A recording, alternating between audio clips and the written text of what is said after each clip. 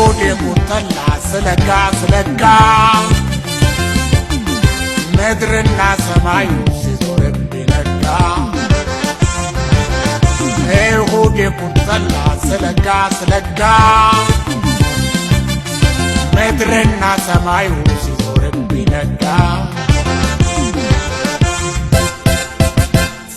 ሰኞ ራሴን አሞኝ መስሪያ ቤት ገብቼ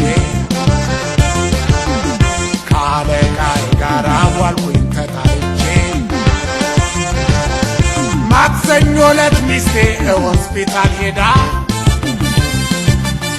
ታክሲ ይዟት መጣ መንታ ልጆች ወልዳ